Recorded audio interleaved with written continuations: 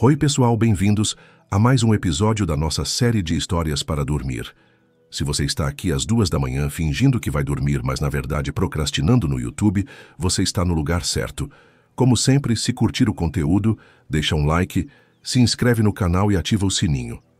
Isso ajuda muito mesmo. Hoje vamos falar sobre uma coisa interessante. Existe uma diferença gigantesca entre ler sobre iluminação espiritual e tentar aplicar isso numa terça-feira comum. Porque uma coisa é meditar no topo da montanha, onde o maior problema é qual nuvem observar. Outra coisa completamente diferente é tentar ser uma pessoa iluminada quando você precisa pagar conta, trabalhar, lidar com gente e, basicamente, existir no mundo real. O budismo tem conceitos lindos: compaixão universal, aceitação da impermanência, desapego material, busca pela sabedoria verdadeira. Tudo muito profundo, muito inspirador, muito transformador. O problema é que esses ensinamentos foram desenvolvidos em mosteiros e ashrams, não em escritórios, hospitais, cozinhas ou bibliotecas. E aí surgem as perguntas constrangedoras.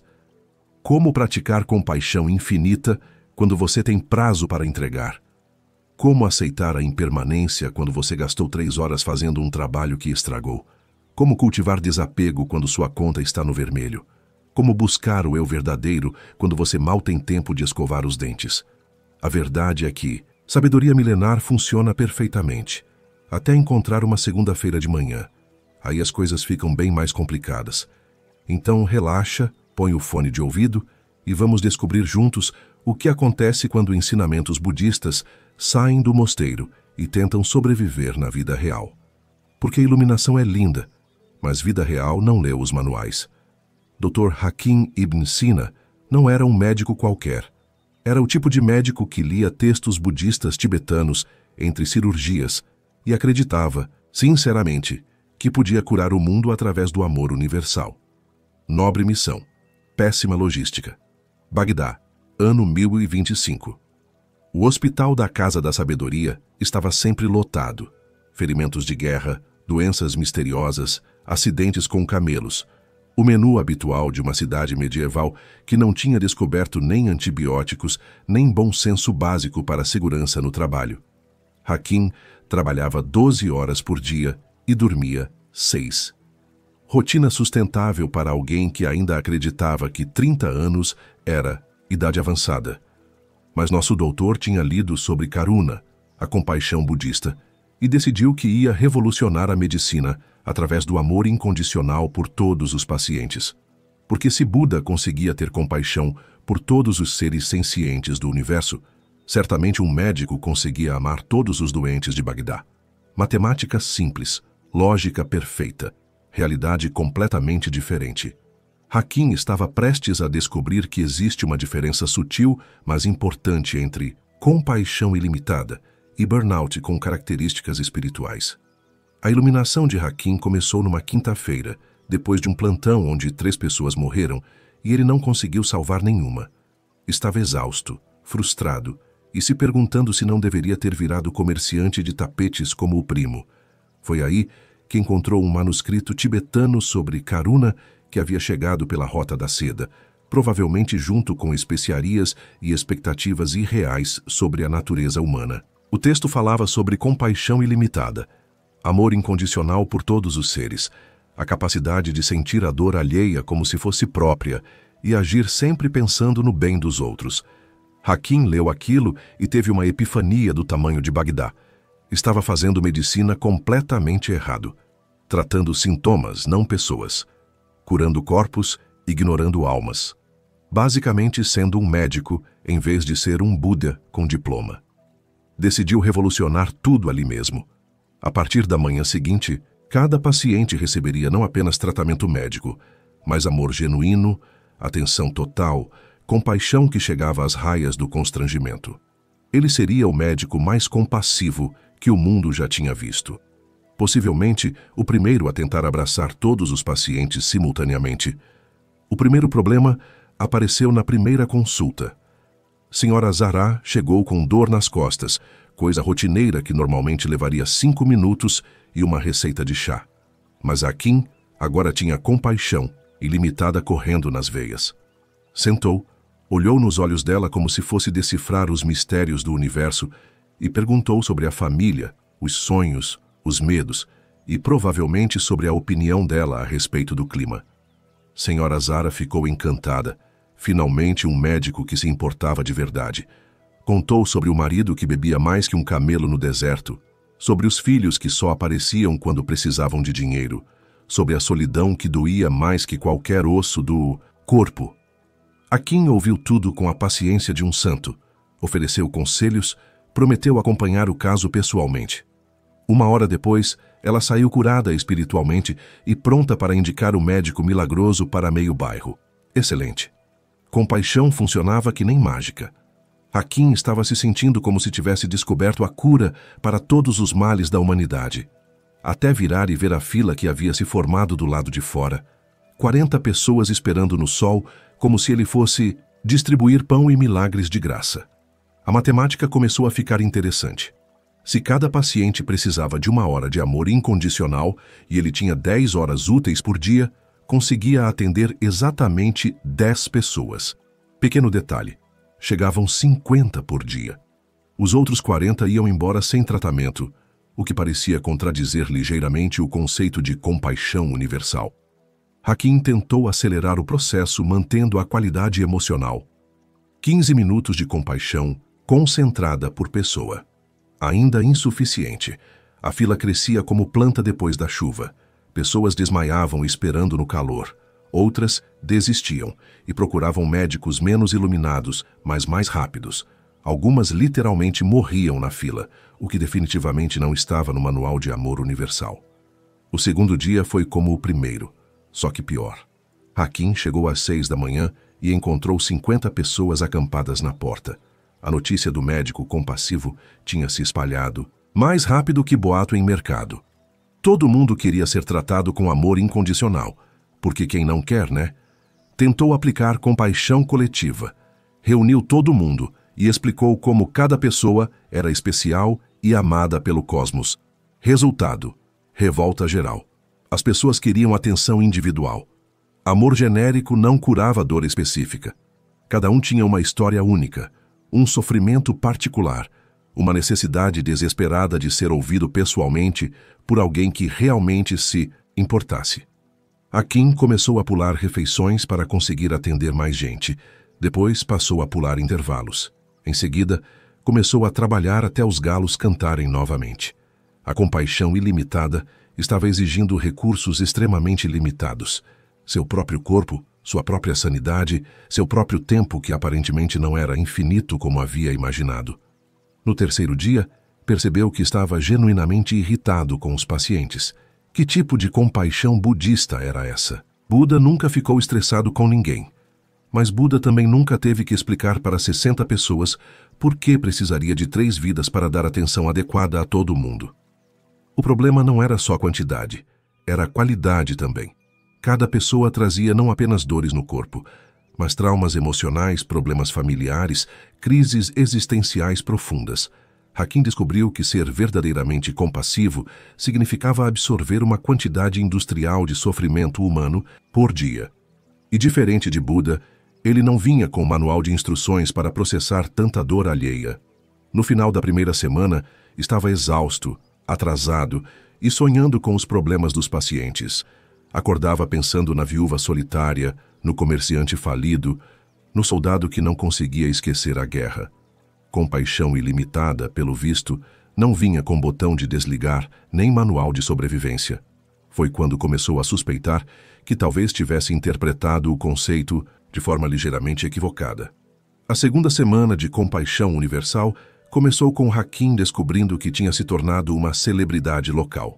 Não do tipo bom, do tipo que faz você considerar mudar de profissão ou pelo menos de cidade. A fila agora começava na esquina. 100 pessoas esperando no sol, como se ele fosse distribuir a cura para todos os males da humanidade, que tecnicamente era exatamente o que ele tinha prometido fazer. Pequeno detalhe que não tinha pensado, direito antes de começar. O problema era logístico. 100 pessoas, 10 horas de trabalho, 60 minutos por hora. A matemática não fechava nem com boa vontade. Mesmo dando 3 minutos de compaixão pura para cada um, ainda sobravam 20 pessoas sem atendimento. E 3 minutos de amor universal é basicamente o tempo de um abraço constrangedor e meia pergunta sobre a família. Hakim tentou otimizar o processo. Criou um sistema de triagem emocional. Casos simples recebiam 5 minutos de compaixão express. Casos complexos ganhavam 15 minutos de amor concentrado. Emergências espirituais tinham direito a meia hora de atenção total. Parecia eficiente no papel. No papel, muita coisa parece eficiente. O primeiro paciente da manhã era um comerciante com dor de cabeça. Caso simples, 5 minutos. Hakim sentou, olhou nos olhos do homem, perguntou sobre a dor. O comerciante aproveitou a oportunidade para desabafar sobre a esposa que o traía, os filhos que não respeitavam, os negócios que faliram e os sonhos que morreram junto com a juventude. 20 minutos depois, Hakim ainda estava ouvindo sobre como a vida tinha se tornado uma sucessão de decepções, pontuadas por breves momentos de esperança ilusória. 5 minutos de compaixão express se transformaram em meia hora de terapia gratuita. O comerciante saiu aliviado, curado espiritualmente. Os outros 99 continuaram cozinhando no sol, alguns literalmente desmaiando de calor e expectativa. O segundo paciente era uma viúva com artrite. Caso médio, 15 minutos programados. Ela começou falando das juntas doloridas e terminou contando sobre os 40 anos de casamento, os netos que nunca visitavam, a solidão que era pior que qualquer dor física. Hakim ouviu tudo com atenção genuína, ofereceu palavras de consolo, prometeu rezar por ela. 1 hora depois, a viúva saiu benzendo o médico mais compassivo de Bagdá. 98 pessoas ainda esperando. O sol já estava no meio do céu e parecendo pessoalmente ofendido com a situação. Foi aí que Hakim percebeu o grande problema da compaixão ilimitada. Ela não reconhece limites de tempo. Cada pessoa que sentava na sua frente trazia não apenas sintomas físicos, mas décadas de dor acumulada, frustrações guardadas, sonhos desfeitos. E quando alguém finalmente encontra uma pessoa disposta a ouvir de verdade, não para aos 15 minutos programados. Tentou acelerar as consultas mantendo a qualidade emocional. Resultado: as pessoas perceberam que ele estava com pressa e se sentiram ainda menos amadas. Algumas começaram a chorar, outras ficaram ofendidas. Uma senhora idosa disse que ele tinha perdido a magia. Aparentemente, compaixão cronometrada não é compaixão de verdade. No meio da tarde, Hakim estava exausto. Não fisicamente, emocionalmente. Tinha absorvido tanta dor alheia que estava começando a se sentir como uma esponja, humana encharcada de sofrimento. Cada história triste grudava na sua mente. Cada lágrima derramada na sua frente se misturava com as próprias. Buda, pensou ele, nunca teve que lidar com fila do SUS medieval. O pior era que não podia parar. As pessoas tinham vindo de longe especificamente para encontrar o médico que realmente se importava. Algumas tinham caminhado horas debaixo do sol. Outras tinham vendido coisas para pagar a consulta. Como explicar que compaixão infinita tinha se revelado um conceito mais complicado na prática do que na teoria? No final do dia, tinha atendido 20 pessoas. 80 continuavam na fila, agora organizadas por ordem de chegada e nível de desespero. Algumas tinham montado acampamento improvisado. Outras mandaram recado para casa dizendo que voltariam quando conseguissem ser atendidas. Uma família inteira tinha se mudado temporariamente para perto do hospital. Hakim olhou pela janela e viu aquela multidão de gente esperando amor médico personalizado. Foi quando compreendeu que tinha criado um problema maior que qualquer doença que já tinha tratado. Não era mais um médico praticando compaixão budista. Era um gargalo humano no sistema de saúde de Bagdá. E a fila continuava crescendo. Porque notícia de médico que realmente se importa se espalha mais rápido que epidemia. Só que é mais difícil de controlar. Na terceira semana, Hakim acordou e encontrou pessoas acampadas na porta do hospital. Não metaforicamente, literalmente acampadas, com barracas, fogueiras e uma organização social que incluía turnos para guardar lugar na fila e um sistema de troca de favores baseado em posição de espera. A situação tinha saído completamente do controle. O que começou como um experimento espiritual tinha se transformado numa versão medieval do Black Friday, só que em vez de produtos em promoção, as pessoas disputavam momentos de atenção médica genuína. Hakim tentou conversar com o grupo. Explicou que era apenas um médico, não um guru, que tinha limitações humanas normais, que compaixão não significava atendimento 24 horas por dia, 7 dias por semana. As pessoas ouviram educadamente e responderam que entendiam perfeitamente. Depois perguntaram quando ele ia começar a atender e se podiam trazer os parentes doentes que moravam em outras cidades. O hospital onde ele trabalhava começou a receber reclamações. Outros médicos não conseguiam nem chegar ao trabalho por causa da multidão bloqueando as ruas. Pacientes com emergências reais tinham que se misturar com pessoas procurando terapia espiritual. O diretor chamou Hakim para uma conversa que foi tecnicamente educada, mas carregada de ameaças veladas sobre emprego e reputação profissional. Foi quando Hakim tentou implementar o sistema de senhas numeradas. Cada pessoa recebia um número e seria atendida por ordem de chegada. 60 senhas por dia, distribuídas, às 6 da manhã. Problema resolvido, pensou ele. Subestimou completamente a criatividade humana quando se trata de furar fila. Pessoas começaram a chegar às 2 da madrugada para garantir uma senha. Outras enviavam filhos pequenos para dormir na fila enquanto elas iam trabalhar. Surgiu um mercado paralelo onde senhas eram vendidas, alugadas ou trocadas por serviços. Uma economia inteira se desenvolveu ao redor da compaixão do Dr. Hakim. Um comerciante esperto começou a vender comida e água para quem esperava na fila. Outro montou um serviço de guarda-lugar profissional. Em uma semana, a porta do hospital tinha virado um pequeno mercado onde a principal commodity era o acesso ao amor médico universal. Hakim observava aquilo com uma mistura de horror e fascínio. Tinha criado acidentalmente o primeiro sistema de saúde baseado em compaixão como produto escasso. As pessoas não vinham mais apenas quando estavam doentes. Vinham quando se sentiam sozinhas, tristes, incompreendidas, ou simplesmente precisavam de alguém que as ouvisse sem julgar. O problema é que Buda nunca especificou como operacionalizar amor infinito numa realidade com recursos finitos. Os textos sagrados não tinham capítulos sobre gestão de fila ou burnout de bodhisattva iniciante. A gota d'água foi quando uma mulher desmaiou esperando há 3 dias para ser atendida. Ela estava bem de saúde, só queria conversar sobre o casamento infeliz. Mas a combinação de sol, expectativa e falta de comida adequada fez ela desmaiar bem na frente de todo mundo. Hakim teve que atendê-la como emergência, o que atrasou todos os outros, o que causou revolta generalizada entre pessoas que já esperavam há horas. Foi nesse momento que ele compreendeu algo fundamental sobre compaixão budista que nenhum texto havia mencionado. Ela precisa incluir compaixão por si mesmo. E compaixão por si mesmo, às vezes, significa reconhecer que você não consegue salvar todo mundo sozinho.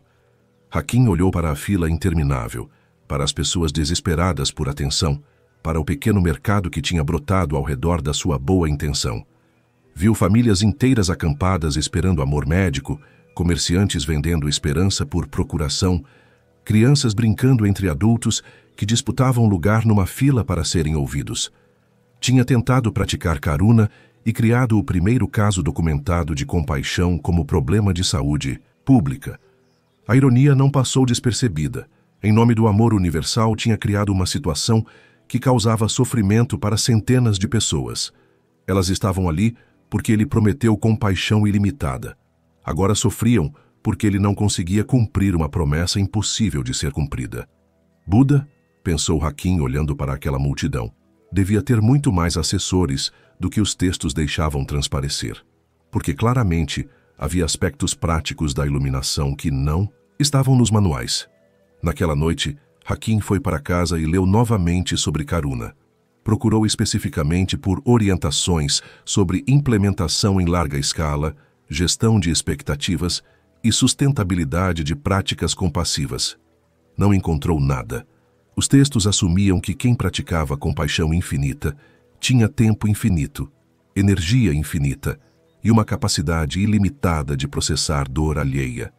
Começou a suspeitar que talvez tivesse pulado algumas etapas importantes na jornada espiritual. Na 4ª semana, Hakim teve uma revelação que chegou junto com uma crise nervosa. Estava no meio de uma consulta com um homem que chorava há 40 minutos, falando sobre como a vida tinha perdido o sentido depois que o camelo morreu. Quando percebeu que não estava mais ouvindo, estava fingindo que ouvia, enquanto sua mente calculava quantas pessoas ainda restavam na fila e se daria tempo de almoçar antes do pôr do sol. Isso o assustou mais que qualquer doença que já tinha visto. Estava praticando compaixão falsa, sorrindo por fora enquanto por dentro implorava para o homem parar de falar sobre o camelo morto e os simbolismos existenciais da perda animal. Buda definitivamente não aprovaria. O problema era que ele tinha se tornado um viciado em ser necessário. Cada pessoa que chegava confirmava que ele era especial, diferente, o único médico que realmente se importava. Era uma droga poderosa. Mas como toda droga, tinha efeitos colaterais. E o principal efeito colateral era que ele estava parando de se importar de verdade. Hakim tentou reduzir o número de atendimentos para 40 pessoas por dia. A revolta foi imediata. Pessoas que esperavam há dias se sentiram traídas. Algumas choraram.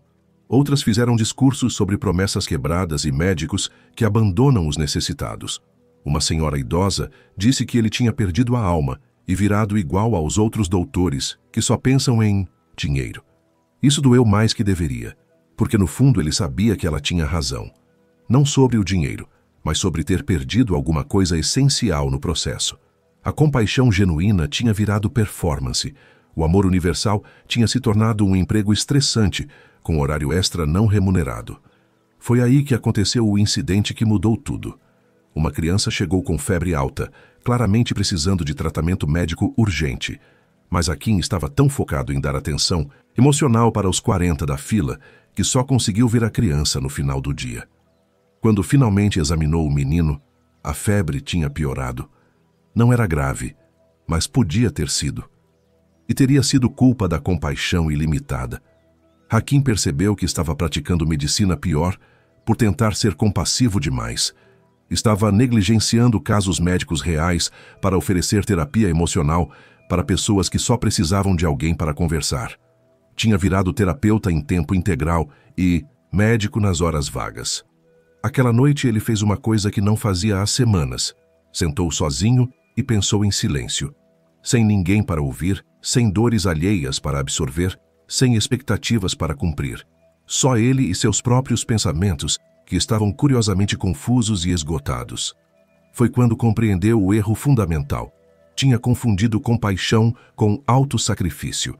Achava que amar todos significava se destruir em nome dos outros. Que karuna verdadeira exigia abrir mão de qualquer limite pessoal. Mas um médico destruído não ajuda ninguém. Um terapeuta esgotado não oferece terapia de qualidade. Um homem que não consegue cuidar de si mesmo não tem recursos emocionais para cuidar de outros. Buda, pensou ele, provavelmente não atendia 100 pessoas por dia. Provavelmente tinha momentos de silêncio, de reflexão, de cuidado pessoal. Provavelmente sabia que compaixão sustentável requer sabedoria sobre limites. E sabedoria sobre limites não é egoísmo, é inteligência emocional básica. Hakim decidiu tentar uma abordagem diferente. Em vez de atender todas as pessoas que apareciam, selecionaria 20 casos por dia. Metade seria problemas médicos reais. Metade seria pessoas que precisavam de conversa e apoio emocional. Daria atenção de qualidade para quem conseguisse atender, em vez de atenção superficial para todo mundo. A decisão foi mais difícil que qualquer cirurgia que já tinha feito. Significava dizer não para pessoas que vinham procurando ajuda. Significava decepcionar gente que confiava nele. Significava admitir que compaixão ilimitada era um conceito bonito, mas impraticável para seres humanos com corpo, mente e energia finitos. No dia seguinte, quando anunciou o novo sistema, a reação foi mista. Algumas pessoas entenderam, outras ficaram bravas.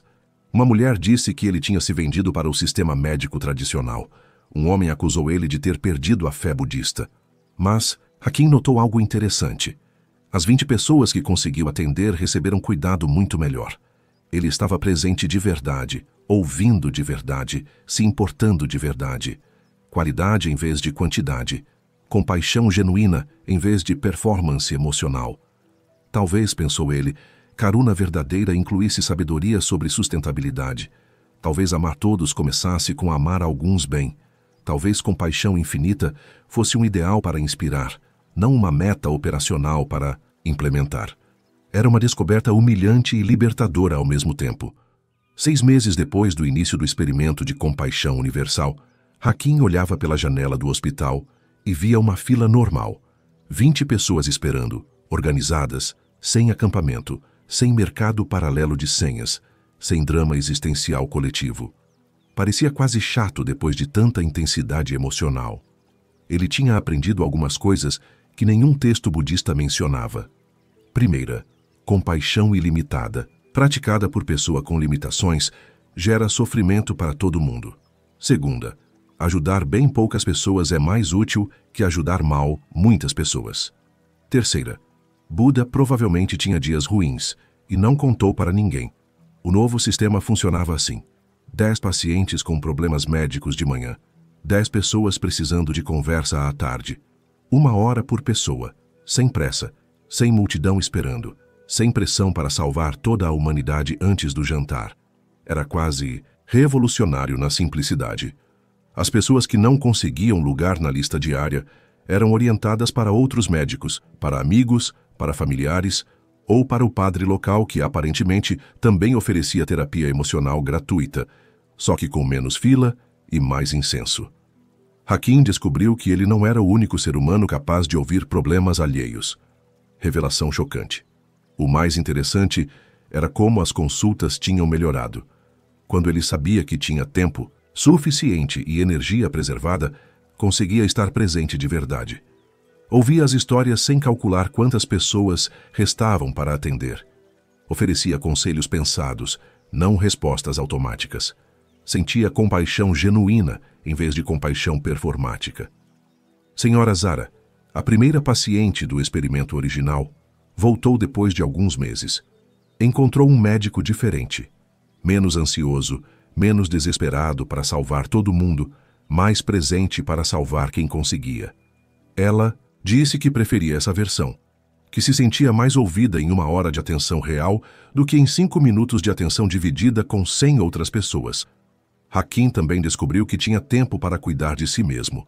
Dormia 8 horas por noite. Comia refeições completas sentado. Conversava com amigos sobre assuntos que não envolviam sofrimento humano universal. Lia livros por prazer, não apenas por obrigação espiritual. Tinha redescoberto que existia vida além da compaixão profissional. A descoberta mais surpreendente foi que ele tinha se tornado um médico melhor. Não por ser mais compassivo, mas por ser compassivo de forma sustentável.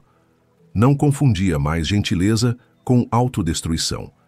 Não achava mais que amar outros exigia odiar a si mesmo. Tinha encontrado o equilíbrio entre ser útil e ser humano. Os textos budistas que ele releu com a experiência nova fizeram muito mais sentido. Karuna não era martírio emocional. Era sabedoria aplicada ao cuidado com outros. E sabedoria incluía conhecer os próprios limites, respeitá-los e trabalhar dentro deles em vez de tentar transcendê-los através de força de vontade e cafeína. Hakim começou a suspeitar que os monges que escreveram sobre compaixão ilimitada tinham uma estrutura de apoio que ele não possuía. Comunidade, regras, horários, outras pessoas dividindo a responsabilidade de cuidar dos necessitados. Eles não eram super-humanos praticando amor infinito sozinhos. Eram humanos normais praticando amor inteligente em grupo. Um dia, um jovem médico procurou Hakim pedindo conselhos sobre como ser mais compassivo. Queria aprender o segredo da compaixão budista aplicada à medicina. Hakim quase riu. Não de ironia, mas de reconhecimento. Tinha sido exatamente essa pessoa alguns meses atrás. Contou a história toda. O experimento, o caos, a fila interminável, o esgotamento, a descoberta dos limites, a reorganização. O jovem ouviu com atenção e fez a pergunta óbvia. Então você falhou em praticar compaixão verdadeira? Hakim pensou antes de responder. Eu aprendi que compaixão verdadeira inclui compaixão por mim mesmo, e que cuidar bem de algumas pessoas é mais compassivo que cuidar mal de muitas. Buda provavelmente sabia disso, mas esqueceu de explicar nos textos básicos. O jovem médico pareceu desapontado.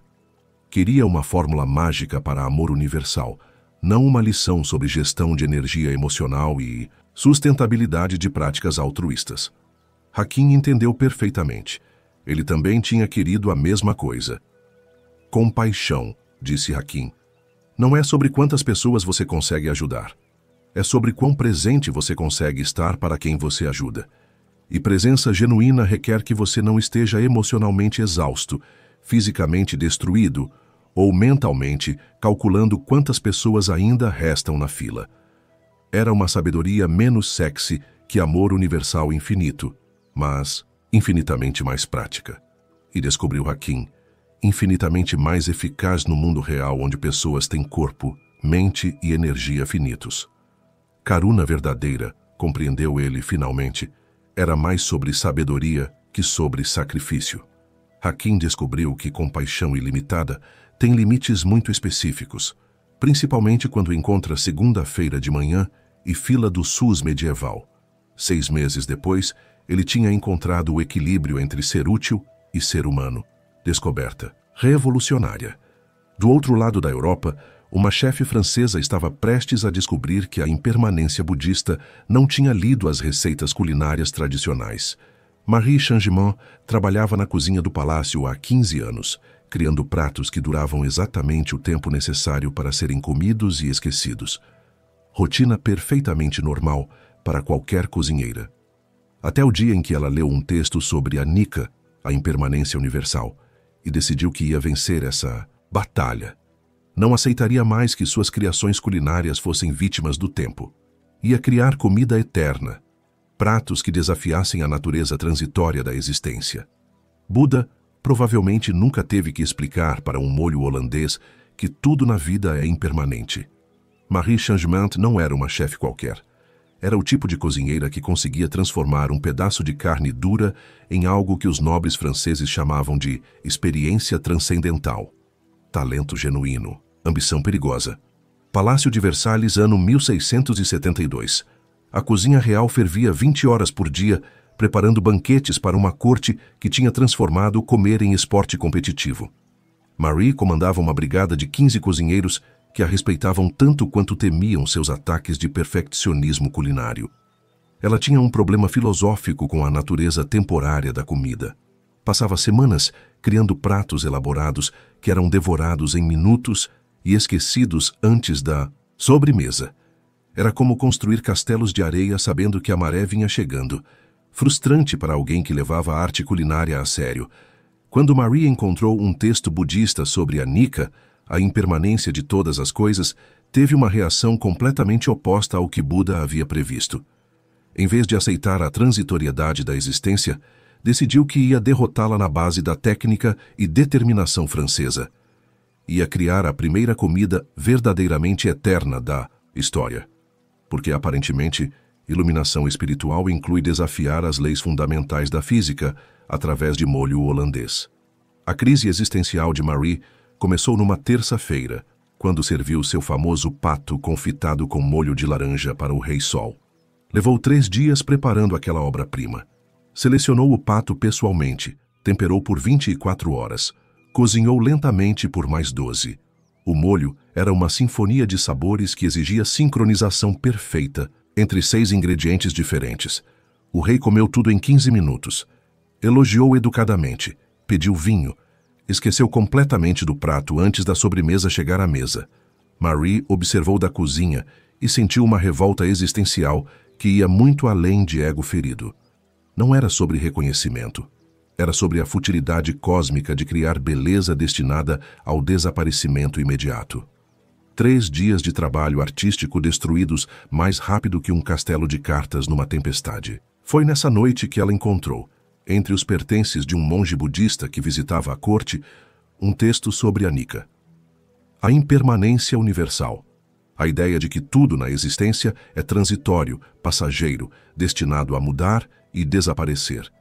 A maioria das pessoas acha esse conceito libertador. Marie achou pessoalmente ofensivo. O texto explicava como aceitar a natureza temporária das coisas era o caminho para a paz interior. Como se apegar a qualquer coisa permanente causava sofrimento. como a sabedoria estava em abraçar a fluidez constante da vida.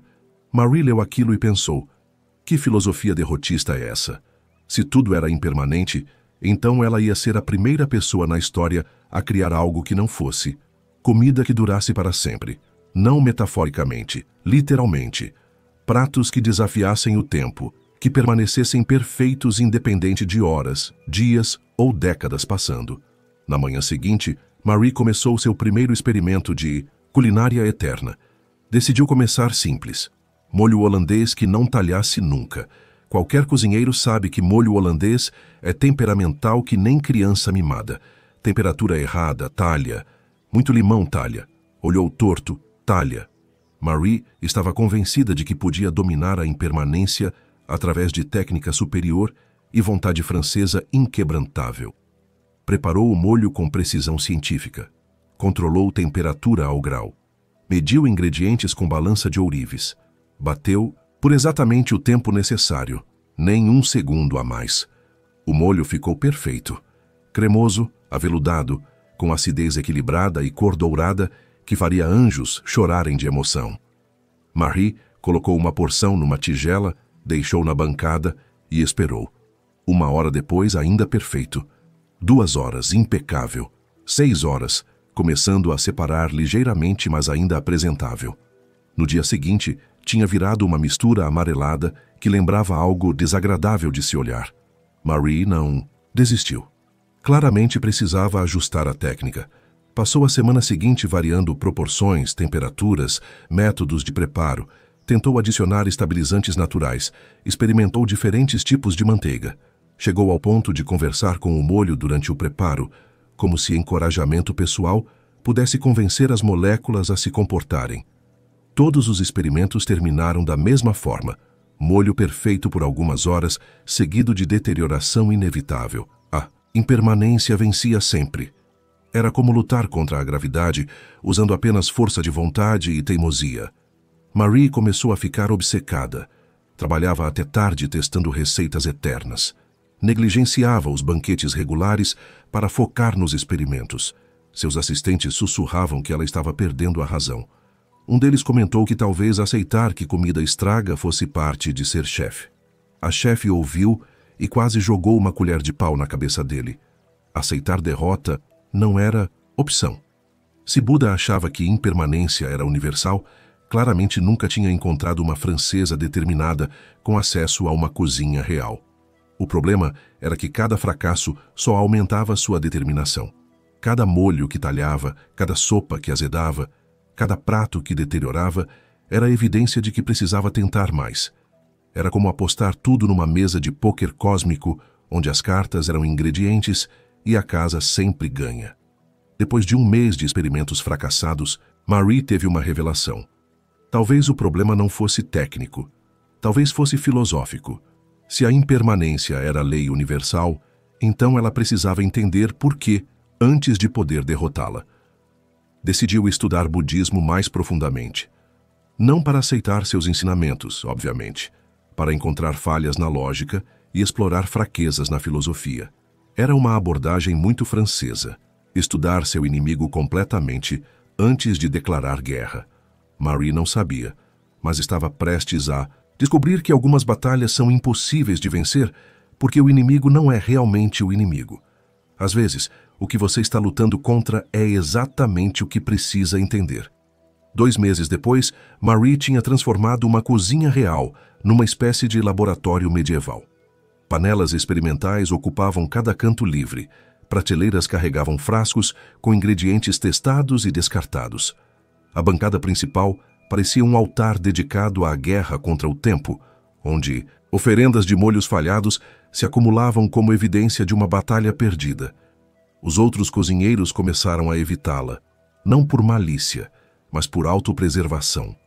Marie tinha desenvolvido o hábito de interromper o trabalho normal para testar teorias impossíveis sobre preservação eterna. No meio do preparo de um banquete, parava tudo para experimentar uma nova proporção de óleo que talvez mantivesse a salada fresca por semanas. O resultado era caos organizado. Pratos atrasavam, temperos queimavam, e a cozinha real começou a funcionar ao redor da obsessão da chefe principal. Era como tentar dirigir uma orquestra, enquanto o maestro insiste em testar instrumentos que não existem. Marie não percebia o problema. Estava convencida de que cada experimento falhado a aproximava da solução final. Cada molho que azedava era uma lição valiosa.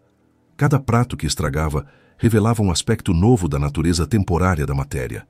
Era ciência aplicada, culinária, mesmo que a ciência fosse baseada em teimosia francesa e negação da realidade física. Ela começou a documentar tudo meticulosamente. Cadernos cheios de receitas modificadas, observações sobre deterioração, teorias sobre por que certas combinações duravam mais que outras. Páginas e páginas de anotações que pareciam o diário de alguém tentando decifrar os segredos do universo através de ingredientes de cozinha. O problema fundamental permanecia inalterado. Tudo que ela criava tinha prazo de validade.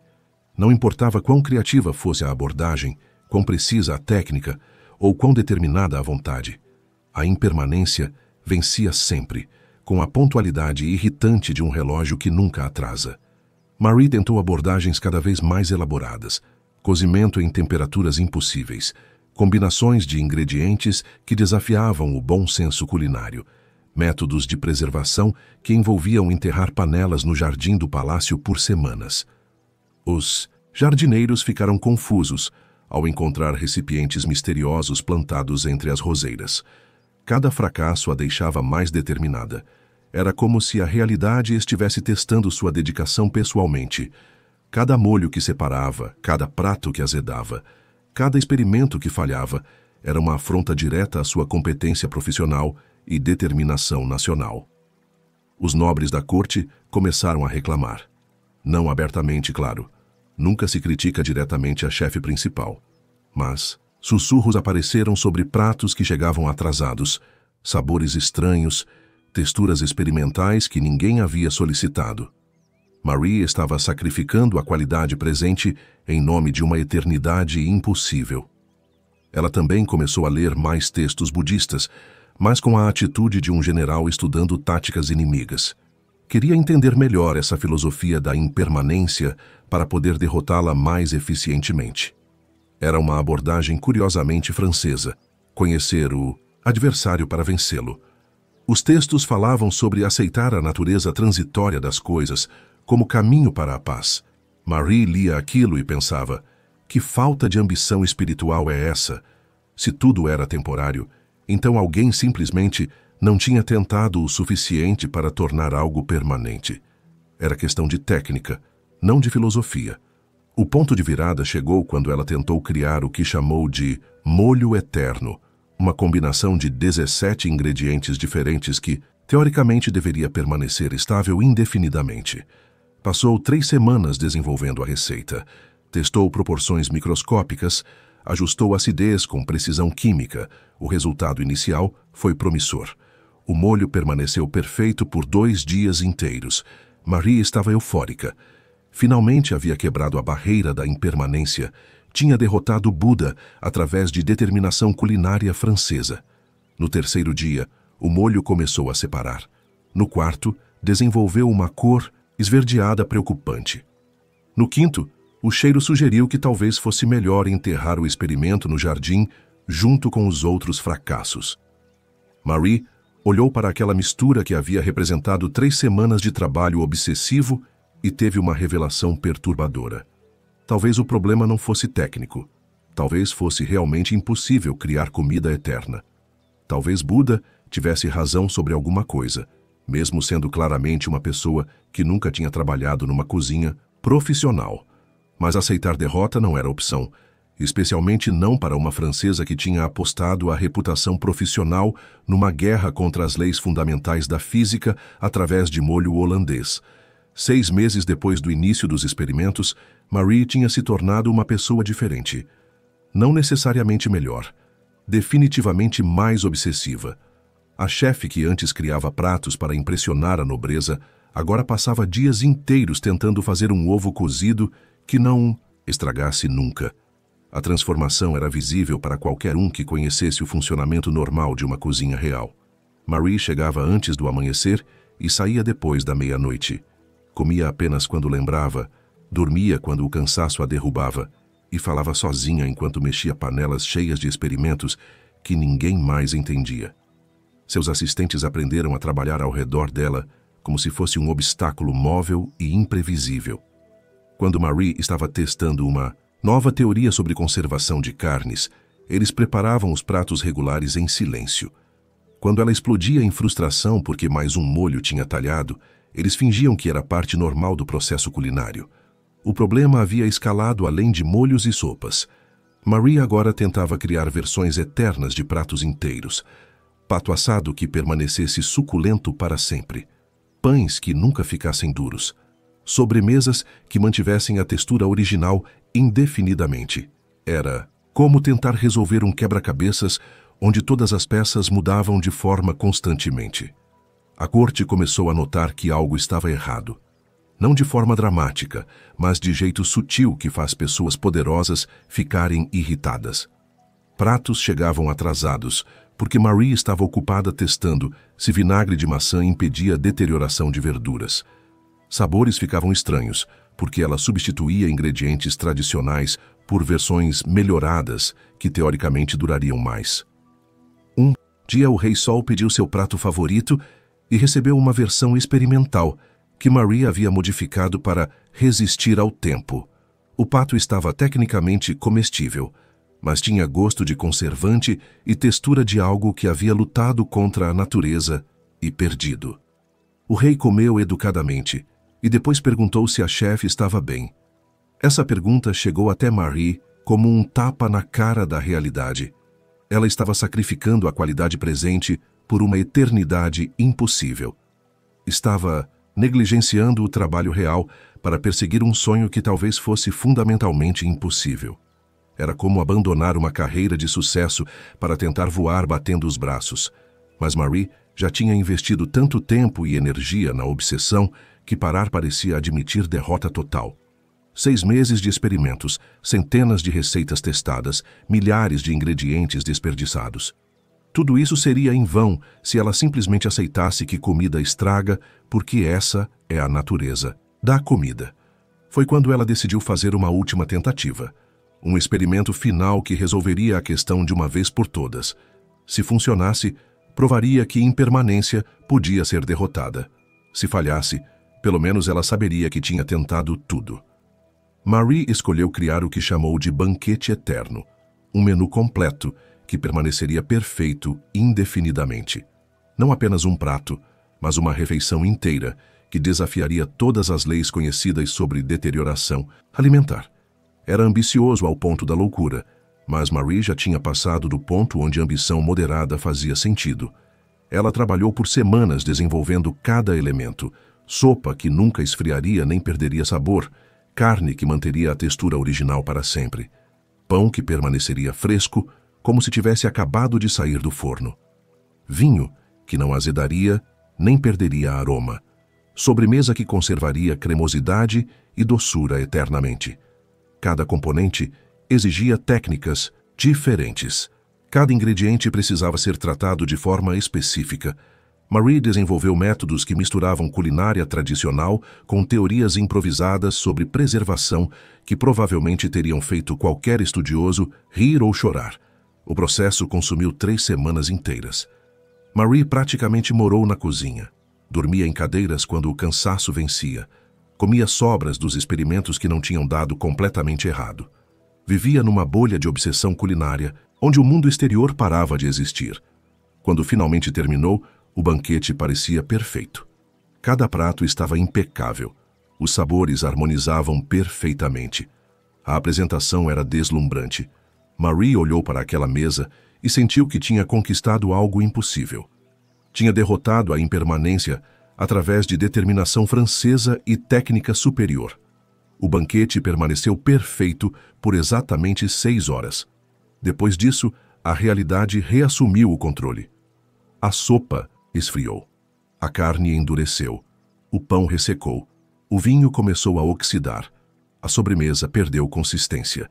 Em 12 horas, o banquete eterno havia se transformado numa coleção de comida estragada que ninguém conseguiria comer sem riscos à saúde. Marie sentou diante daquela mesa e finalmente compreendeu algo que Buda provavelmente tentava explicar há séculos. Algumas batalhas não podem ser vencidas porque não são realmente batalhas. São apenas a natureza das coisas sendo exatamente o que sempre foi. Depois do colapso do banquete eterno, Marie passou 3 dias sentada numa cadeira da cozinha, olhando para os restos da sua obsessão, não com tristeza, mas com uma perplexidade profunda. Como alguém que acabou de descobrir que 2 mais 2 sempre deu 4. Não importa quantas vezes você tente provar que deveria dar 5. Ela tinha gastado 8 meses lutando contra algo que não era seu inimigo. A impermanência não estava destruindo seu trabalho por malícia. Estava simplesmente existindo, como gravidade ou o fato de que a água molha. Lutar contra isso era como ficar brava com o sol por nascer todos os dias no mesmo lugar. A revelação não veio como um raio de iluminação dramática. Veio como um cansaço profundo.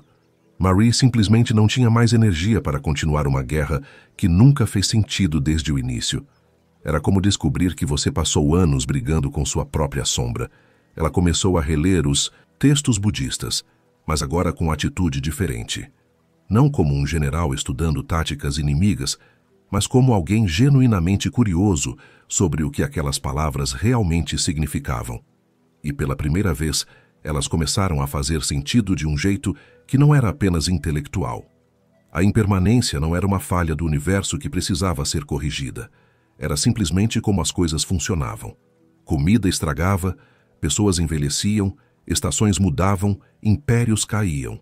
Não, porque algo estava errado com o mundo, mas porque mudança constante era exatamente o que permitia que vida existisse. Marie percebeu que tinha estado criando problemas onde não existiam. Seus pratos sempre foram temporários, e isso nunca havia sido problema antes. As pessoas comiam, apreciavam e guardavam memórias. A impermanência da comida era o que tornava cada refeição especial. Se durasse para sempre, perderia completamente o sentido. Era como descobrir que você estava tentando resolver um quebra-cabeças que já estava montado desde o início. Ela voltou a cozinhar normalmente, mas algo havia mudado. Não na técnica, que sempre foi excelente, na atitude. Marie começou a prestar atenção diferente ao processo.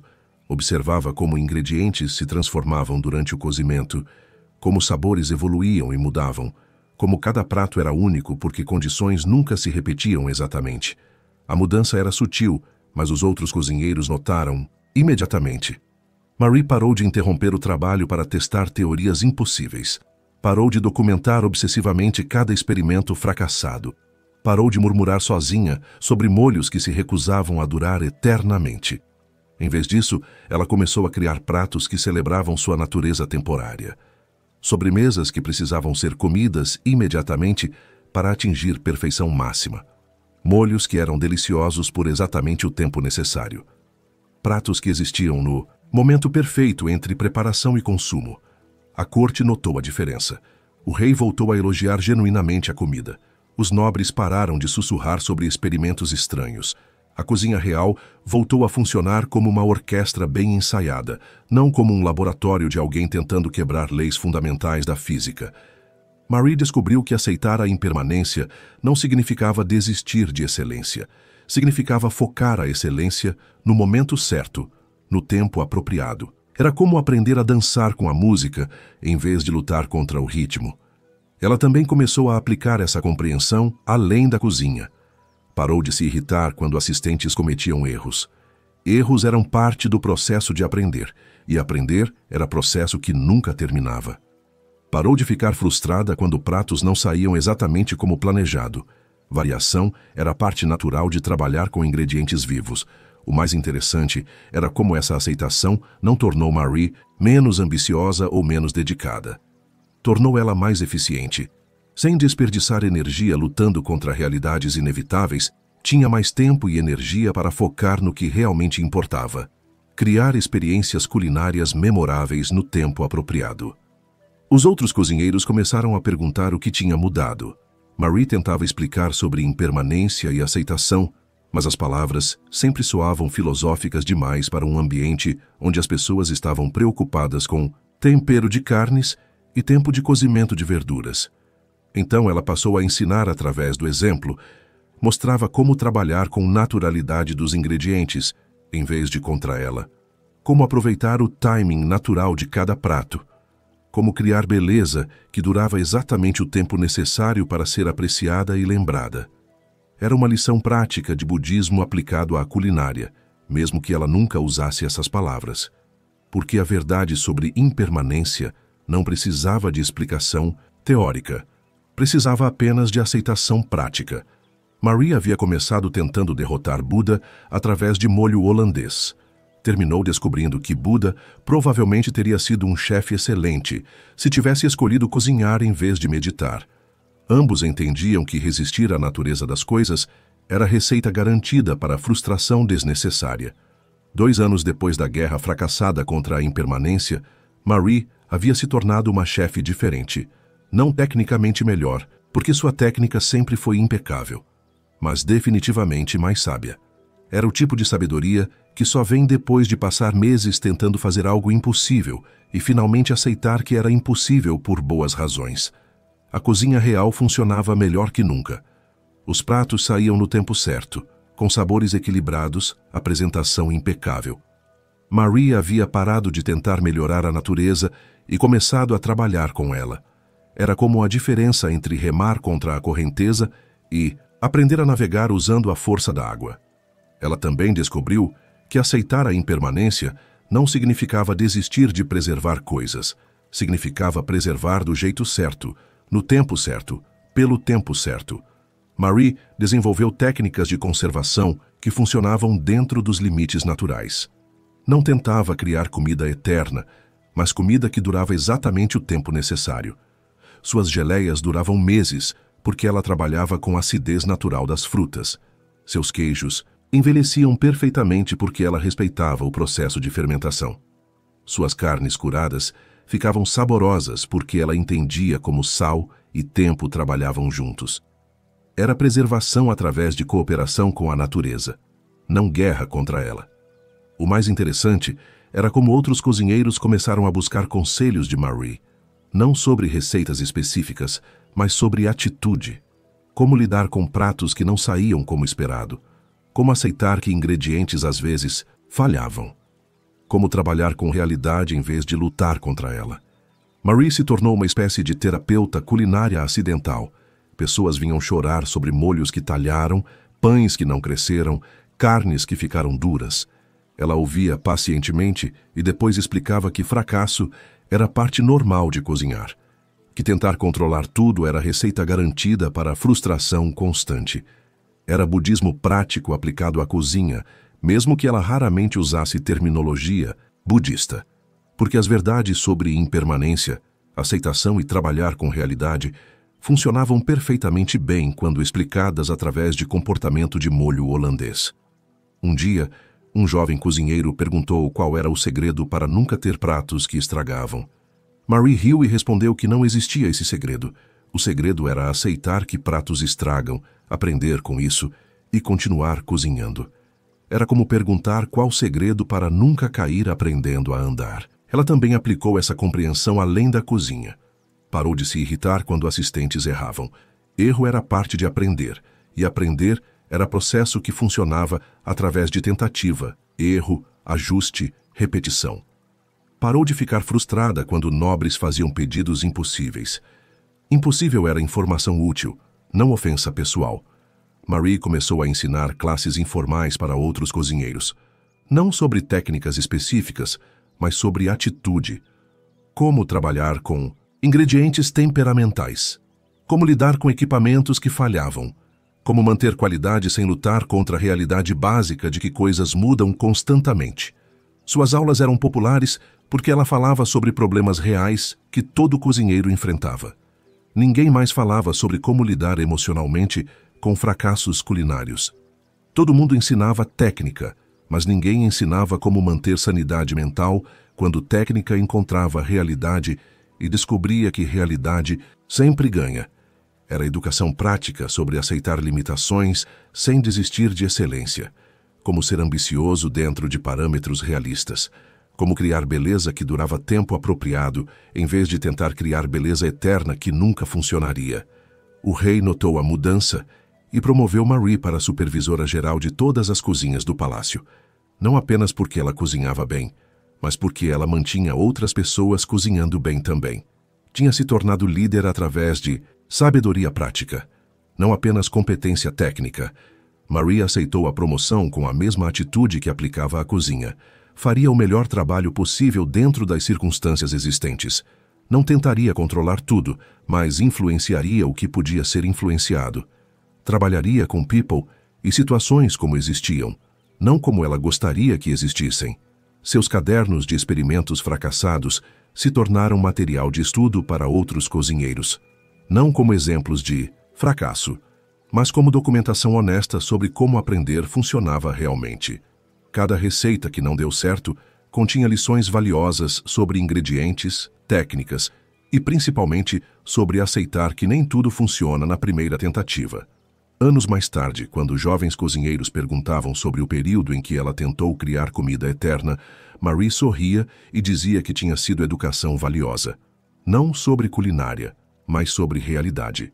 Às vezes, você precisa tentar algo impossível para entender por que é impossível. E entender por que é impossível, às vezes, é mais valioso que conseguir fazer o possível. Buda, pensava ela, provavelmente teria aprovado essa conclusão. Sabedoria através de experiência direta. Mesmo quando experiência direta ensina que você estava completamente errado desde o início. Marie descobriu que a impermanência não era inimiga para ser derrotada, mas realidade para ser aceita.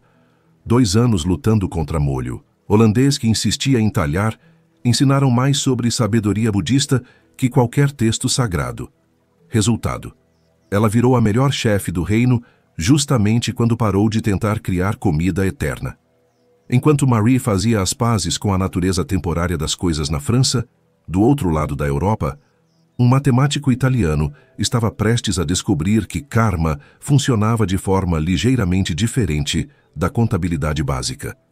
Fibonacci Giuseppe era o tipo de pessoa que acreditava sinceramente que tudo no universo podia ser calculado, medido e organizado em planilhas bem organizadas.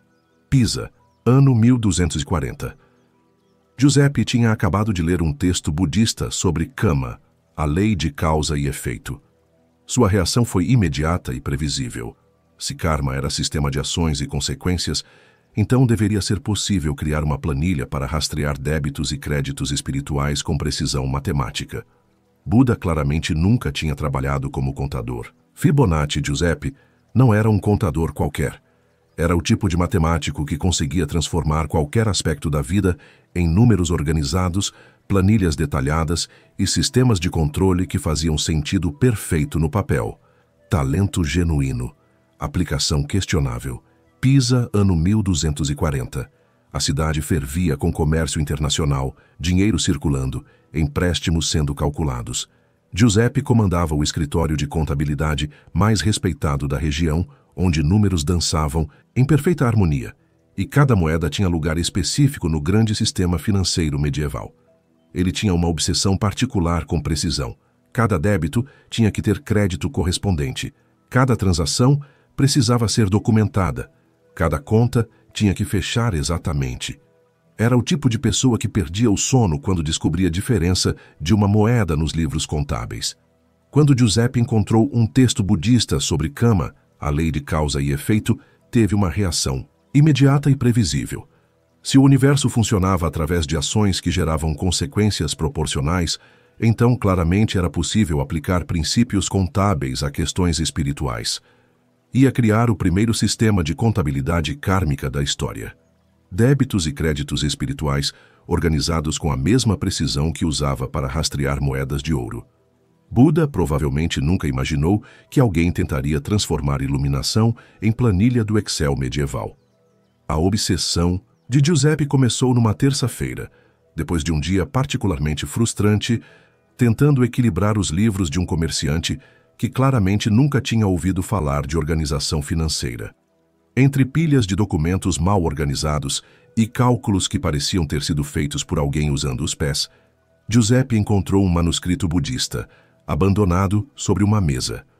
O texto falava sobre Kama, a ideia de que cada ação gera consequência proporcional, que boas ações criam resultados positivos, mas ações geram resultados negativos, que existe uma contabilidade cósmica onde tudo é registrado e balanceado eventualmente. Giuseppe leu aquilo e teve uma revelação do tamanho de Pisa. Era contabilidade aplicada ao universo inteiro, um sistema de débitos e créditos que funcionava em escala cósmica. Se conseguisse entender os princípios básicos, poderia criar uma planilha para rastrear sua posição espiritual com a mesma precisão que usava para rastrear posição financeira. Giuseppe passou a noite desenvolvendo o que chamou de sistema de contabilidade kármica. Cada ação humana seria catalogada, avaliada e registrada. Boas ações gerariam créditos espirituais. Más ações criariam débitos. O objetivo era manter um saldo positivo constante para garantir consequências favoráveis. O primeiro passo era estabelecer uma tabela de valores.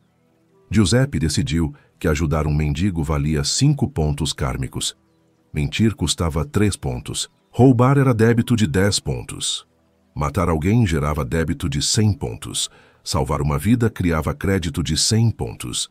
Era matemática aplicada à moralidade com precisão contábil. O sistema parecia funcionar perfeitamente no papel.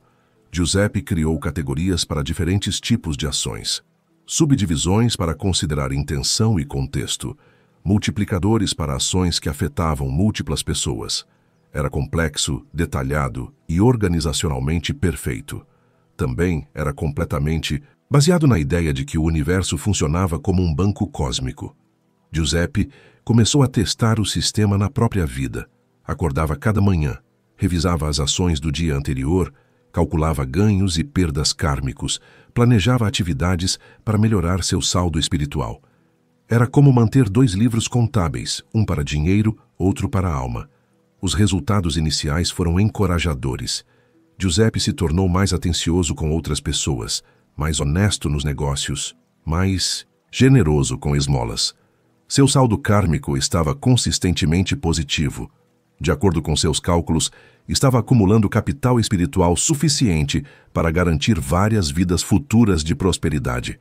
O problema apareceu quando Giuseppe tentou verificar se o sistema funcionava na prática. Depois de um mês mantendo o saldo kármico positivo de mais de 500 pontos, esperava ver melhorias óbvias na própria vida. Mais clientes, melhor saúde, problemas resolvidos automaticamente. Afinal, tinha crédito kármico suficiente para comprar algumas consequências positivas. Não aconteceu nada. Sua vida continuou exatamente igual.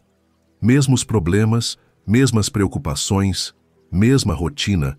Era como depositar dinheiro num banco e descobrir que a conta não existia. Giuseppe revisou os cálculos. Talvez tivesse subestimado o valor de certas ações negativas, ou superestimado o valor das positivas. Passou semanas ajustando a tabela de pontos, recalculando transações antigas, refinando o sistema para maior precisão matemática. Ainda assim, nada mudou. Giuseppe tinha um saldo kármico teoricamente excelente, mas zero evidência de que isso significava alguma coisa prática. Era como ter uma fortuna em moeda que ninguém mais reconhecia como válida. Ele tentou abordagens mais sofisticadas. Talvez karma funcionasse com juros compostos. Ou talvez existissem taxas de transação que ele não havia considerado. Ou talvez algumas ações tivessem valor kármico variável, dependendo de fatores externos que ainda não havia identificado. Giuseppe criou planilhas cada vez mais complexas, gráficos mostrando tendências kármicas ao longo do tempo, projeções sobre saldo futuro baseado em comportamento atual, análises comparativas entre diferentes estratégias de acumulação de pontos. Era como administrar um portfólio de investimentos espirituais. O trabalho estava consumindo mais tempo que sua contabilidade real. Giuseppe passava horas por dia atualizando registros kármicos, calculando novas estratégias para maximizar pontos positivos, analisando por que os resultados não apareciam. Era como ser viciado em um jogo onde ninguém explicou as regras de verdade. O ponto de virada chegou quando Giuseppe percebeu que estava tratando gentileza como investimento financeiro. Ajudava pessoas calculando o retorno kármico, evitava ações negativas por medo de débitos espirituais. Tinha transformado moralidade em estratégia de otimização de pontos. Era como descobrir que estava sendo gentil pelos motivos completamente errados. Giuseppe começou a suspeitar que talvez tivesse entendido algo fundamentalmente errado sobre como karma funcionava. Ou talvez karma não funcionasse como sistema bancário cósmico, independente do que os textos budistas pareciam sugerir. 3 meses depois do início do experimento kármico, Giuseppe tinha se tornado uma pessoa estranha de se conviver. Não maliciosa, mas calculadora de um jeito que fazia as pessoas se sentirem como itens em planilha. Ele analisava cada interação social através de lentes de débito e crédito espiritual. Quando alguém pedia favor, Giuseppe calculava mentalmente quantos pontos kármicos ganharia ajudando. Quando alguém o irritava, pesava se expressar irritação custaria mais pontos que engolir o sentimento. Conversas normais viraram transações onde ele tentava maximizar saldo positivo através de gentileza estratégica.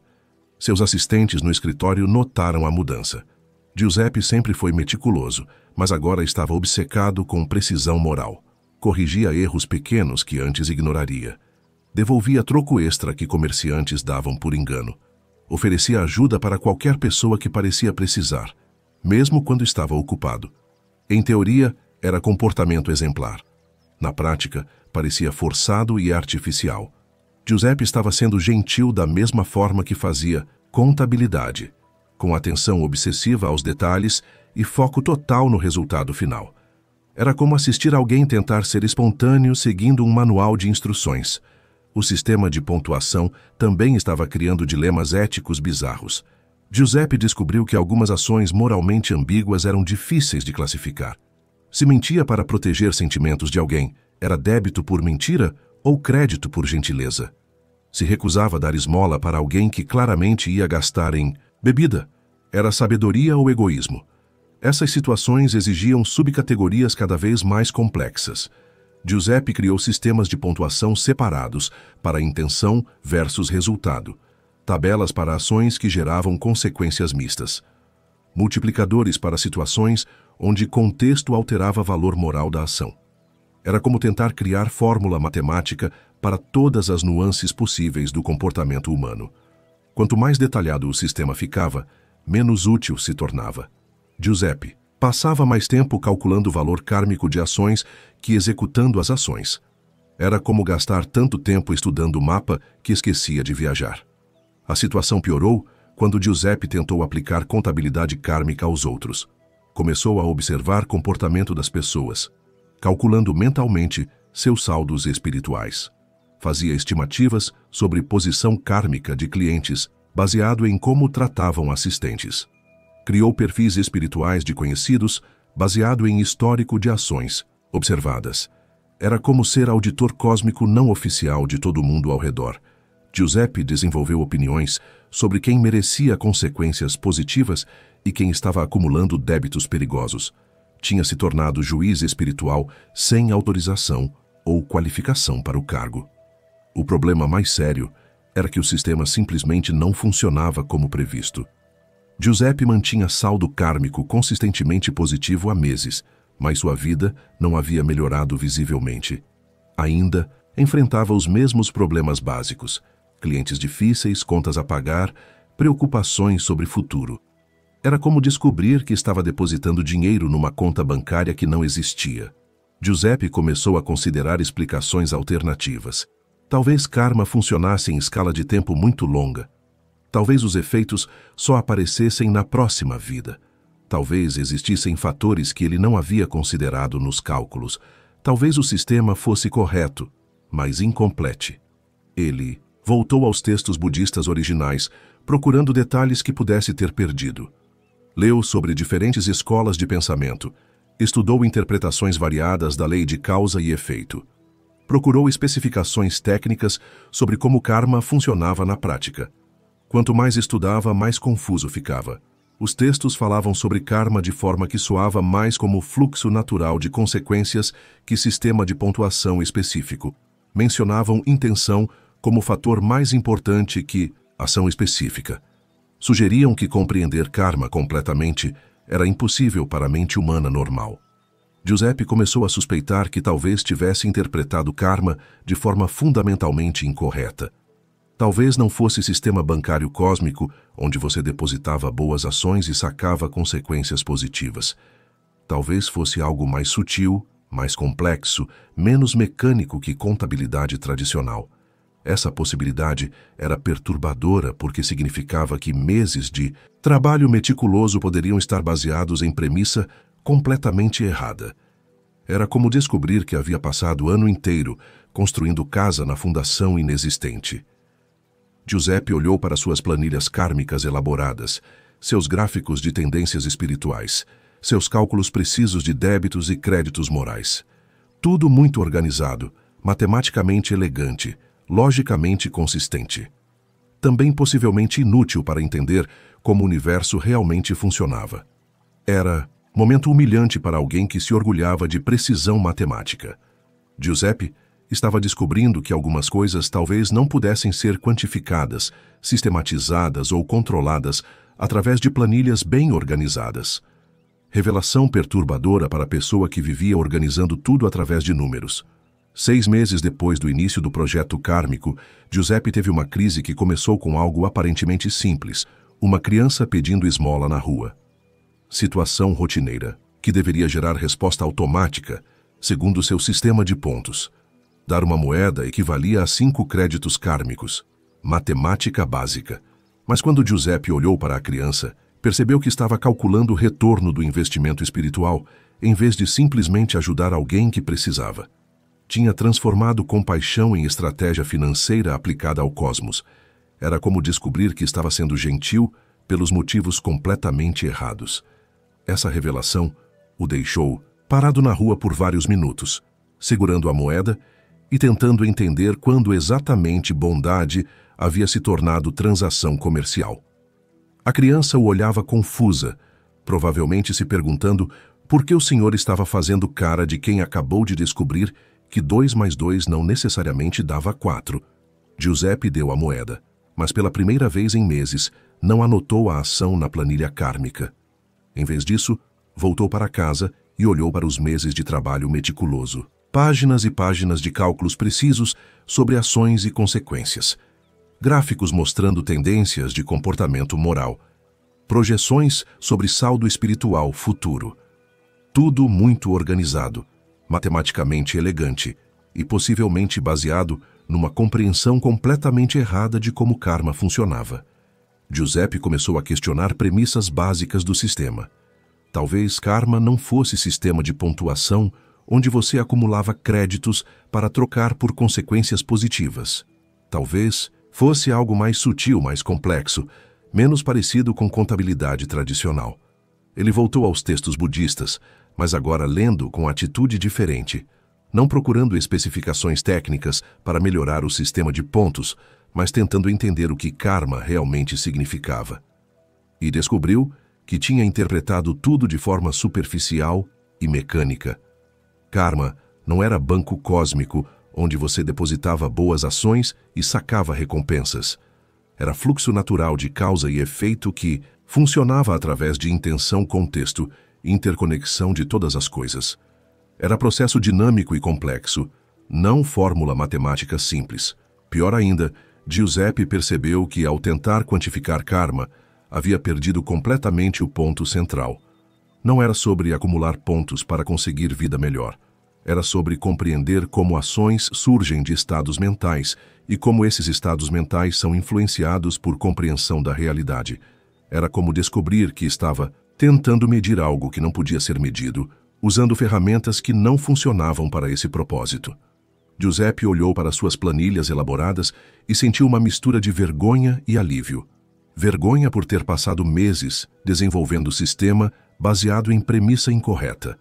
Alívio por finalmente entender por que o sistema nunca havia funcionado como esperado. Ele tinha tratado karma como se fosse conta bancária cósmica, porque era a forma que sua mente contábil sabia processar informação. Mas algumas coisas não funcionavam através de débito e crédito. Algumas coisas eram mais fluidas, mais orgânicas, menos controláveis através de planilhas organizadas. Giuseppe começou a experimentar uma abordagem diferente. Em vez de calcular valor kármico de ações, simplesmente prestava atenção às próprias motivações. Por que queria ajudar aquela pessoa? Por que evitava aquela ação? O que realmente dirigia suas escolhas? Era exercício muito mais difícil que contabilidade kármica. Autoconhecimento não podia ser sistematizado da mesma forma que números. Motivações eram complexas, contraditórias, difíceis de categorizar. Era como tentar fazer planilha de sentimentos. Giuseppe também começou a notar como ações se conectavam de formas que nunca havia considerado. Uma gentileza pequena criava ondas que afetavam outras pessoas de maneiras imprevisíveis. Uma irritação momentânea influenciava o humor de forma que afetava interações futuras. Era a rede complexa de causa e efeito que desafiava qualquer tentativa de controle matemático. Lentamente, Giuseppe foi abandonando o sistema de pontuação kármica. Não porque decidiu que karma não existia, mas porque compreendeu que funcionava de forma muito mais sutil que qualquer planilha poderia capturar. Era como tentar medir vento usando régua. O processo de abandonar o sistema foi mais difícil que Giuseppe esperava. Durante meses, havia se acostumado a avaliar ações através de lentes de débito e crédito. Pensar sobre moralidade sem sistema de pontos era como navegar sem bússola. Era liberdade assustadora. Mas Giuseppe também descobriu que abandonar o sistema de pontuação não significava abandonar atenção ao comportamento. Significava prestar atenção diferente, focar na qualidade das ações em vez de valor kármico, considerar intenção em vez de resultado calculado. Era a abordagem mais orgânica, menos controlada, mais difícil de sistematizar.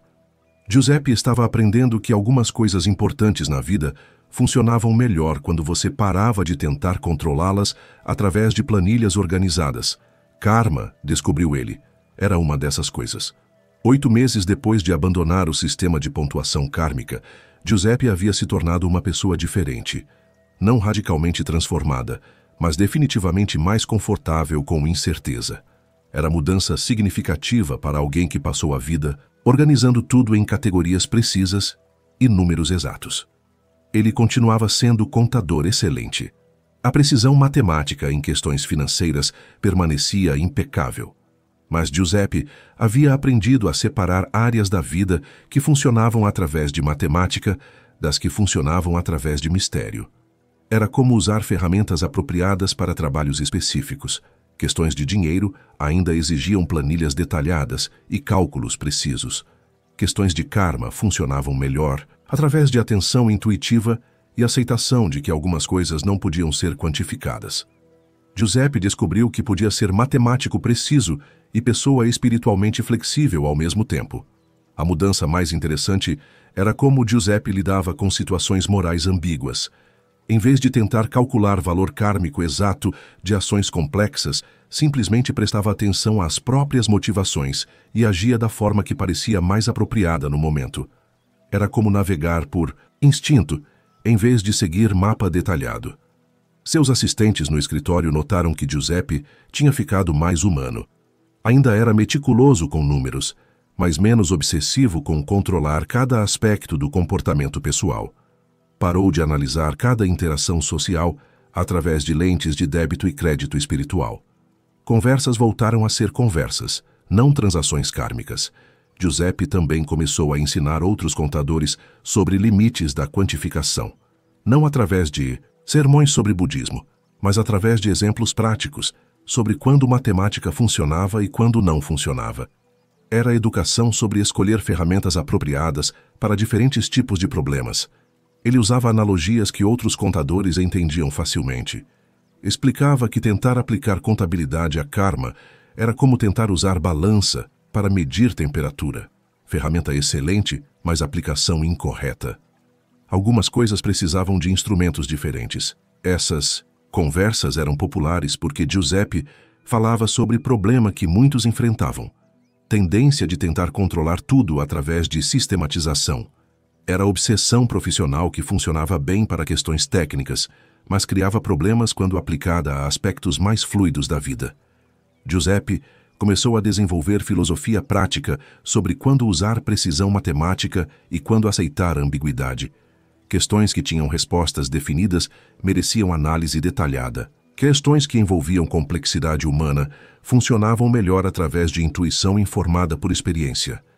Era a abordagem híbrida que permitia ser rigoroso quando rigor era apropriado e flexível quando flexibilidade funcionava melhor. Giuseppe descobriu que não precisava escolher entre ser matemático ou ser pessoa espiritualmente sensível. Podia ser ambos, aplicando cada abordagem onde funcionava melhor. O aspecto mais surpreendente da transformação foi como Giuseppe se tornou contador mais eficiente. Sem gastar energia tentando quantificar aspectos inquantificáveis da vida, tinha mais tempo e atenção para focar nas questões que realmente beneficiavam de análise matemática detalhada. Era como descobrir que havia estado desperdiçando recursos tentando resolver problemas errados com ferramentas certas, em vez de aplicar ferramentas certas aos problemas apropriados. Giuseppe também desenvolveu maior tolerância para incerteza em geral. Não apenas sobre karma, mas sobre qualquer situação onde informação completa não estava disponível. Aprendeu a tomar decisões baseadas em informação parcial, sem se estressar sobre lacunas no conhecimento. Era habilidade valiosa para contador que lidava constantemente com projeções, estimativas e situações onde dados completos eram impossíveis de obter. Giuseppe se tornou melhor em lidar com ambiguidade profissional porque havia praticado aceitar ambiguidade espiritual. Um dia, um jovem contador perguntou qual era o segredo para aplicar matemática a todas as áreas da vida. Giuseppe riu e explicou que o segredo era saber quando não aplicar matemática. Algumas coisas funcionavam melhor quando você parava de tentar controlá-las através de números. O jovem pareceu desapontado. Queria fórmula para organizar tudo, não lição sobre aceitar que algumas coisas não podiam ser organizadas. Giuseppe entendeu perfeitamente. Ele também havia querido a mesma coisa. A matemática, explicou Giuseppe, é ferramenta poderosa para problemas apropriados. Karma é problema inapropriado para a matemática. Não porque karma não existe, mas porque funciona de forma muito complexa para qualquer planilha capturar.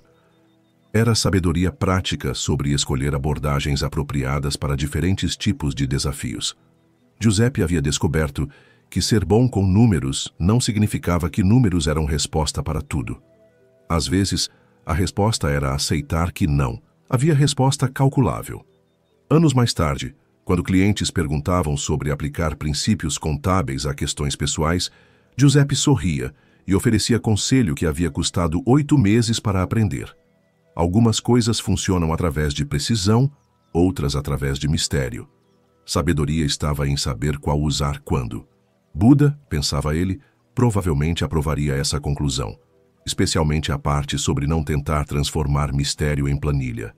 2 anos depois do fim do experimento kármico, Giuseppe estava sentado no escritório, organizando os livros contábeis de um comerciante, quando encontrou suas antigas planilhas de karma escondidas no fundo de uma gaveta. Páginas e páginas de cálculos meticulosos sobre débitos e créditos espirituais. Sistemas elaborados para quantificar aspectos inquantificáveis da existência humana. Giuseppe olhou para aquele trabalho e sentiu uma mistura de carinho e constrangimento.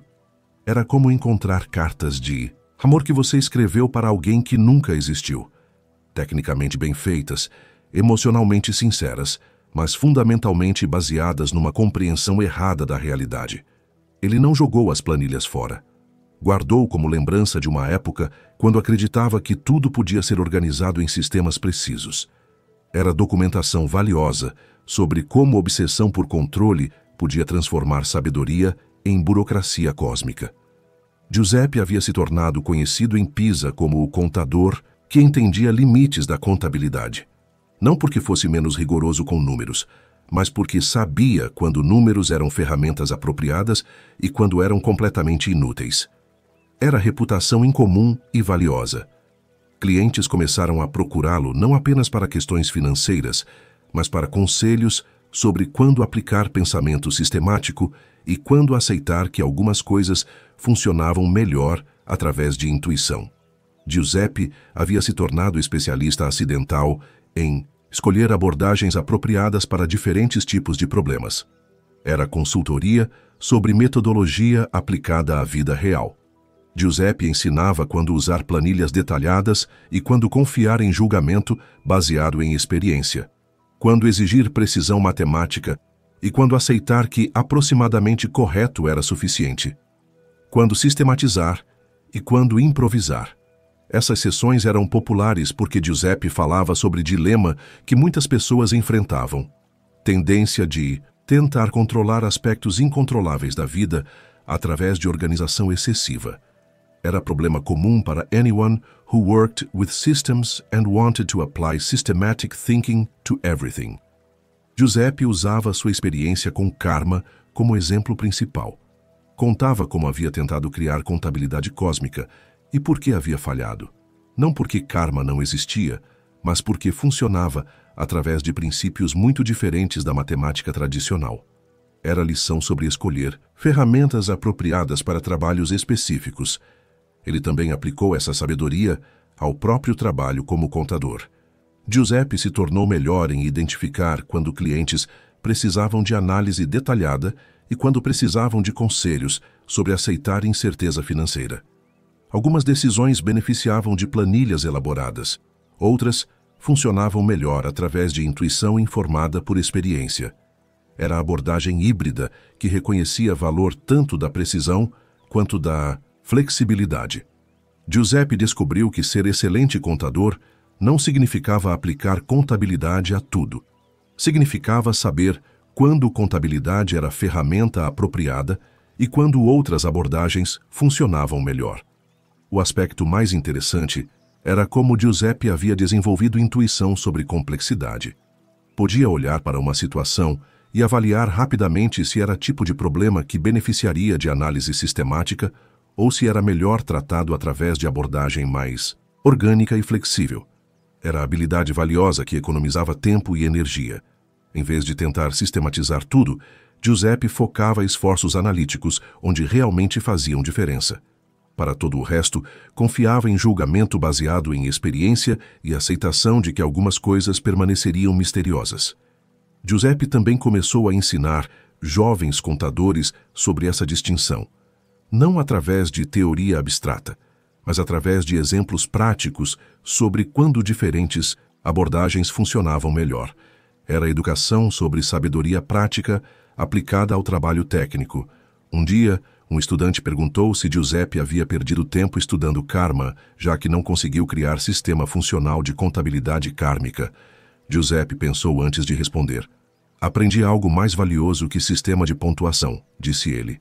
Aprendi quando usar sistemas e quando confiar em outras formas de conhecimento. Essa distinção melhorou meu trabalho como contador e minha vida como pessoa. Era sabedoria que só podia vir através de experiência direta com fracasso produtivo. Giuseppe havia tentado aplicar contabilidade onde não funcionava, e através desse processo havia descoberto onde contabilidade realmente funcionava melhor.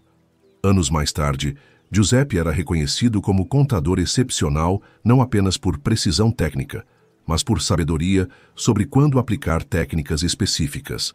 Era reputação construída sobre compreensão dos limites da própria expertise.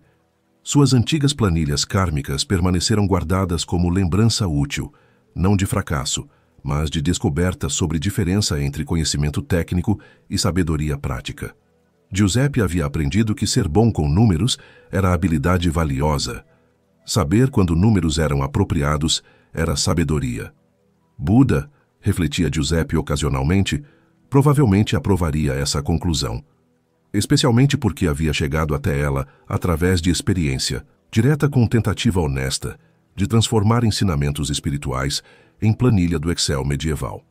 Às vezes, pensava ele, você precisa tentar sistematizar o mistério para descobrir por que é mistério. E é isso, pessoal. Se você conseguiu chegar até aqui sem dormir, parabéns. Você oficialmente tem mais resistência que eu imaginava, ou uma procrastinação muito bem desenvolvida. Ambos são talentos respeitáveis. A verdade é que sabedoria milenar é linda no papel, mas a vida real tem uma tendência irritante de não colaborar com nossos planos de iluminação. Às vezes, a maior lição é descobrir que nem tudo precisa ser perfeito, controlado ou eternamente duradouro. Às vezes, basta ser humano mesmo. Se curtiu essa exploração sobre como filosofia antiga se comporta quando encontra uma segunda-feira qualquer, deixa aquele like salvador, se inscreve no canal e ativa o sininho. Isso ajuda muito mesmo, de verdade. E se tem alguma sabedoria ancestral que você gostaria de ver sendo testada na prática, deixa aí nos comentários. Por hoje é isso. Boa noite, bom sono e lembrem-se, nem Buda tinha todas as respostas. Ele só teve a humildade de admitir que algumas perguntas eram mais interessantes que as respostas. Até a próxima e obrigado por procrastinar conosco mais uma vez. Agora vai dormir de verdade.